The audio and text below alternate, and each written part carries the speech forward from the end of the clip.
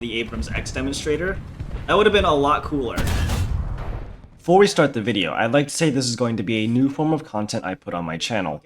Most of my friends who watch these videos know me, or the people I bump into, know me for playing War Thunder.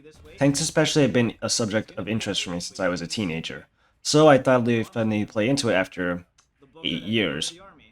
The idea of these videos is just to make a short little informative video series about armored fighting vehicles, with a large emphasis on only modern or Cold War vehicles, detailing their how and why they were produced, and in the case of many, why they were retired. It's a bit of a continuation of an older short series I did back in 2023, where I discussed the development history of armored fighting vehicles.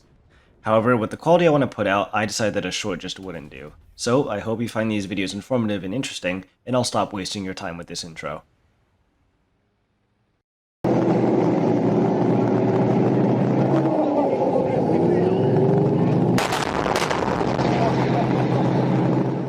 The Kyū-maru-shiki-sensha, or better known in English as the Type 90, was Japan's primary MBT from 1990, as the name implies, to 2009. However, this is quite a short service lifespan, especially when compared to tanks like the Abrams, Leopard 2, or God forbid, the T-55. So why did the Type 90 have such a short lifespan, and what was it initially designed to do? By the time Japan's Type 74s had entered service, the JSDF was already looking at the T-72, which notably sported components like composites and an autoloader, the latter of which was something the Type 74s had to omit in their final designs due to budget constraints. Mitsubishi Heavy Industries and TRDI were tasked with creating a new vehicle to match the Soviet threat. 6 prototypes were produced, 2 using a Japanese 120mm smoothbore, and the latter 4 using the German L-44. The latter 4 prototypes were built between 1986 and 1988 and would be the ones used for the user trials. If you're wondering why the Japanese ditched their 120, it's because an indigenous 120 was deemed too expensive to invest research, development, and production time into. So the L-44 would be licensed.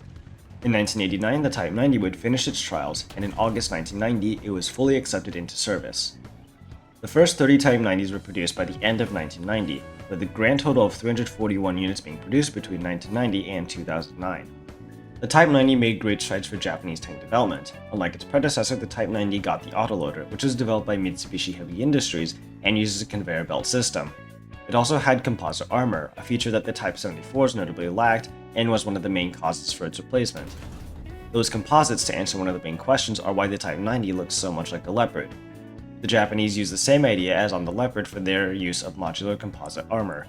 Japanese engineers believed that the way the Leopard had spread its composite armor was the most effective method of protection. The Type 90 is better than the Type 74 in almost every conceivable way. We'll get to its downfalls in a minute. From FCS, armor, fuel range, and the speed, just to name a few, the Type 90 excels against the Type 74. It could have been Japan's answer to modernization of armored units. But do you remember when I said an indigenous 120 was deemed too expensive to invest into? That same issue for the 120 comes back to bite the Type 90 in almost every aspect. Besides the licensed L-44, all of the Type 90 systems and subsystems are produced domestically in Japan, and I do mean all of them. Armor, electronics, the autoloader, ammunition, you name it. Unlike its Western contemporaries in NATO, Type 90 faces significantly higher production costs because it's all indigenously produced. That's not even to compound the tight constraints the JSDF already has onto the Type 90. To make matters worse, the Type 90's procurement plan was made during the Japanese economic bubble of the 1980s.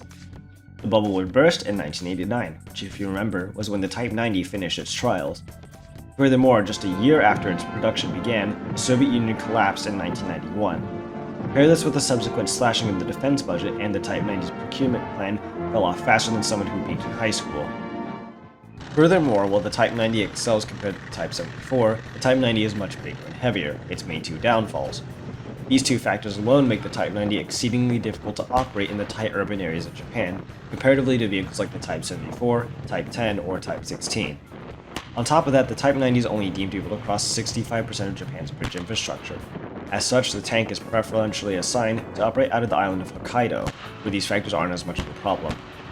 I'm not one to judge defense policy of other nations, but if you look at the glass half empty in this case, a margin of 35% of bridges being uncrossable for your main armored vehicle is a pretty significant one. Many Japanese politicians would think the same thing. Transportability of the Type 90, or lack thereof due to its size and weight, drew the ire of politicians and stark criticism of commentators in Japan, where they questioned the vehicle's effectiveness to operate in the defense part of JSDF. This comes with the backing of the 2023 JSDF white paper. I'll have a link to it below if you want to read all nearly 600 pages of it, but it's basically talking about how Japan's armored forces need to play more to Japan's current mobility and transportability needs. While the Type 90 is not explicitly stated in the article, the implications are there. The Type 90, facing the collapse of its procurement plan, slashing through defense spending, and its cost to produce, led to its cancellation of its production just 19 years after it entered service.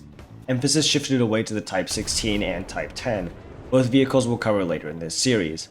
While the Type 90 was a novel leap from the Type 74, the situational, geopolitical, and economic developments of its time were not favorable.